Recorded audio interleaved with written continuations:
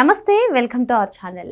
కూటమి ప్రభుత్వం జూన్ 12వ తేదీన తల్లికి వందనం స్కీమ్ ఇంప్లిమెంట్ చేయడం జరిగింది. దాదాపు 67.47 లక్షల మంది పథకం ఏదైతే ఉందో అదంతా ఇంప్లిమెంట్ అయింది.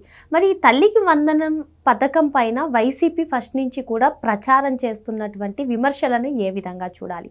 అసలు ఈ తల్లికి వందనం ఇంప్లిమెంట్ స్టార్ట్ చేస్తాము అనగా అసలు 15,000ది 13,000 మాత్రమే ఇస్తున్నారు, 2,000 నారా లోకేష్ గారి జేబుల్లోకి వెళ్తున్నాయి అంటూ ప్రచారం చేయడం జరిగింది. వెంటనే లోకేష్ గారు కూడా స్పందించి అసలు ఈ 2,000 మేము ఎందుకు ఖర్చు పెడుతున్నామో, స్కూల్ డెవలప్మెంట్కి, టాయిలెట్స్ క్లీనింగ్కి, వీటన్నిటికీ ఖర్చు పెడుతున్నాం. సో ఇవి నా జేబులో కాదు, కలెక్టర్ ఆఫీస్కి వెళ్తాయి, ఆ లోకల్గా ఉన్నటువంటి కలెక్టర్ ఆఫీస్కి వెళ్తాయి అని చెప్పడం జరిగింది. ఆయన సవాల్ కూడా విసిరారు, 24 గంటల్లో అసలు దీని గురించి మీరు చెప్పకపోయినా, లేదంటే మీరు పెట్టినటువంటి పోస్ట్ డిలీట్ చేయకపోయినా నేను లీగల్గా ముందుకు వెళ్తానని ఆయన చెప్పడం జరిగింది.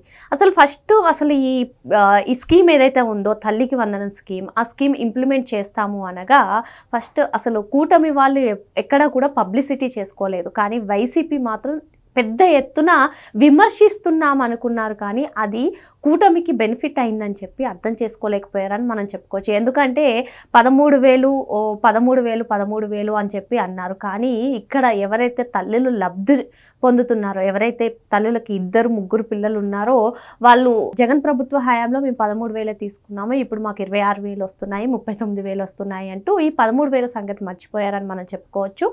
అండ్ ఆ 2,000 కూడా డెవలప్మెంట్కి యూజ్ చేస్తున్నారని కూడా వారు భావిస్తున్నారు. ఎందుకు అంటే గత ప్రభుత్వ హయాంలో మీరు ఈ 2,000 ఏం చేశారు అని చెప్పి అడిగిన అప్పుడు కూడా వాళ్ళు ఎటువంటి స్పందన లేదు, అసలు ఎటువంటి ఆన్సర్ కూడా లేకపోవడం మనం చూసాం. అది అయిపోయిన వెంటనే అసలు ఓకే దీన్ని ఎవరు నమ్మట్లేదు అని చెప్పి మరొక ప్రచారానికి వైసీపీ తెరలేపింది.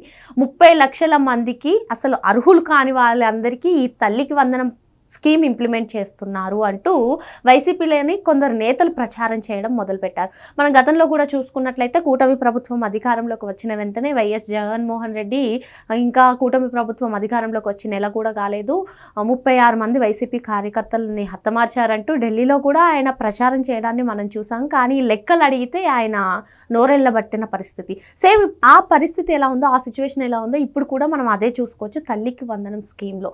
ఈ తల్లికి వందనం స్కీమ్లో వాళ్ళు ఏదైతే ప్రచారాన్ని తీసుకొచ్చారో 30 లక్షల మంది అనర్హులకు ఈ పథకాన్ని ఇంప్లిమెంట్ చేస్తున్నారని లెక్కలు అడిగితే ఎక్కడ లెక్కలు అడుగుతారో అని చెప్పి దానిపైన వాళ్ళు ఎంత పెద్ద ఎత్తున విమర్శలు చేసినా వాళ్ళే సైలెంట్ అయిపోవడం జరిగింది.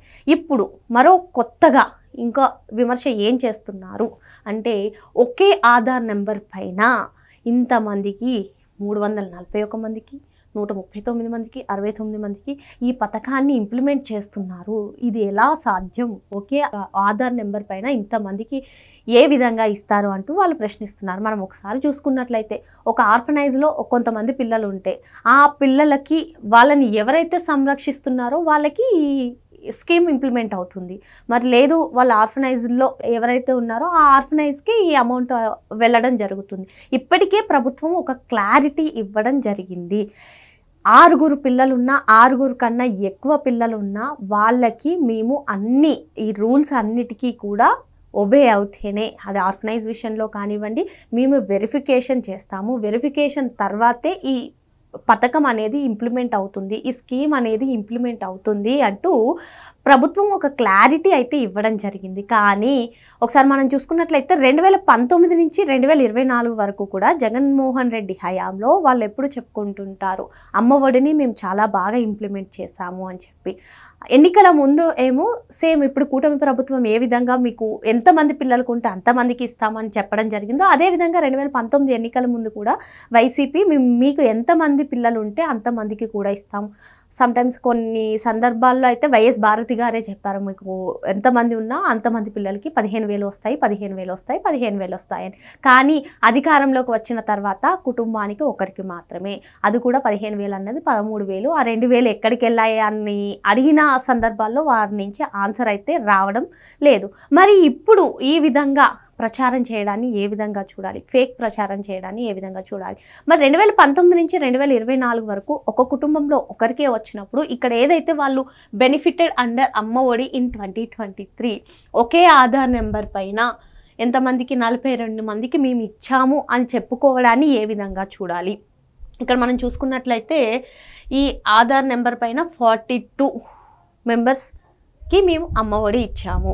ఈ ఆధార్ నెంబర్ పైన 29 మెంబర్స్కి మేము అమ్మఒడి ఇచ్చాము. అదేవిధంగా ఇవి 42 మెంబర్స్కి ఈ ఆధార్ నెంబర్ పైన మేము అమ్మఒడి పథకాన్ని ఇంప్లిమెంట్ చేశాము. సేమ్ అదేవిధంగా 29 మెంబర్స్కి ఈ ఆధార్ నెంబర్ పైన మేము అమ్మఒడిని ఇంప్లిమెంట్ చేసాం. మరి జగన్మోహన్ రెడ్డి హయాంలో 2019 నుంచి 2024 మధ్యలో అమ్మఒడి ఒక్కరికి మాత్రమే ఇవ్వడం జరిగింది. అంటే ఇక్కడ వైసీపీ నేతలే మేము అక్రమాలు చేశామని ఒప్పుకుంటున్నారా? అంటే ఈ ఆధార్ నెంబర్ తోటి 42 మందికి ఇంప్లిమెంట్ చేశామంటే అంటే ఇప్పుడు వాళ్ళు ఏదైతే కూటమి ప్రభుత్వాన్ని విమర్శించబోయి వారంతట వాళ్ళే మేము అక్రమాలు చేశామని ఒప్పుకుంటున్నారంటే అవునన్నట్టుగానే ఉంది ఈ ఫిగర్స్ని మనం చూసుకున్నట్లయితే.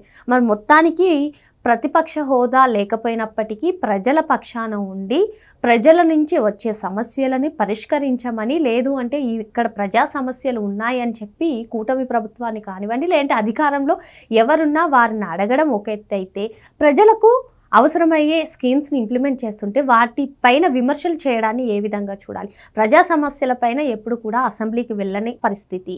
మరి ఎందుకని ఇటువంటి స్కీమ్స్ ఇంప్లిమెంట్ అవుతున్నప్పుడు పెద్ద ఎత్తున ఇటువంటి ప్రచారాలు చేస్తున్నారు? అంటే ప్రజలకు బెనిఫిట్ అవుతుంది అంటే మీరు ఓర్చుకోలేరా అంటూ కొందరు అయితే ప్రశ్నిస్తున్నారు. మరి మొత్తానికి ఏదేమైనప్పటికీ మనం ఈ ఫిగర్స్ని చూస్తున్నట్లయితే కూటమి ప్రభుత్వంలో ఉన్నటువంటి కూటమి ఒక క్లారిటీ ఇచ్చింది. 6 మెంబర్స్ కంటే కూడా ఎవరైతే ఎక్కువగా ఉన్నారో వారు అర్హులో కాదో మేము మొత్తం వెరిఫికేషన్ ఇస్తాము, వెరిఫికేషన్ అయిన తర్వాతే ఈ తల్లికి వందనం ఇంప్లిమెంట్ అవుతుంది అంటూ కూటమి ప్రభుత్వం ఒక క్లారిటీ ఇవ్వడం జరిగింది. మరి ఇక్కడ మనం చూసుకున్నట్లయితే అమ్మఒడి పథకం కిందకి మేము ఒక్కరికే ఇస్తాము అని చెప్పి ఇక్కడ ఫిగర్స్ చూసుకున్నట్లయితే ఒకే ఆధార్ పైన 42 కానివ్వండి, ఒకే ఆధార్ పైన 29 ఫిగర్స్ చూసుకున్నట్లయితే వైసీపీ హయాంలో ఖచ్చితంగా ఏదో జరిగింది అనే అనుమానాలు అయితే వ్యక్తమవుతున్నాయి. ఇదిలా ఉంటే ఏదైతే అమ్మఒడి పథకం కింద వైసీపీ మేము 2019 నుంచి 2024 వరకు కూడా మా ప్రభుత్వ హయాంలో మేము అమ్మఒడి పథకాన్ని చాలా ఇంప్లిమెంట్ చేశామంటున్నారు. ఈ పథకం కింద 26 కోట్ల రూపాయలు స్కామ్ జరిగిందంటూ వార్తలు వస్తున్నాయి. మరి దీనిపైన స్పందిస్తారా? లోకేష్ గారి పైన ఆయన 2,000 మీ జేబులోకి వెళ్తున్నాయంటే ఆయన వెంటనే స్పందించి మీరు ఇది నిరూపిస్తే నేను నా మంత్రి పదవికే రాజీనామా చేస్తాను అంటూ ఆయనే తిరిగి సవాల్ చేయడం జరిగింది. మరి ఇప్పుడు అమ్మఒడి పథకం కిందకి మీరు ఇంత 26 కోట్ల రూపాయలు స్కామ్ జరిగిందంటూ వస్తున్న వార్తలపై వైసీపీ స్పందిస్తుందా? ఏమైనా ఆన్సర్ చెప్తుందా? వేచి చూడాలి. మరి థ్యాంక్ యూ.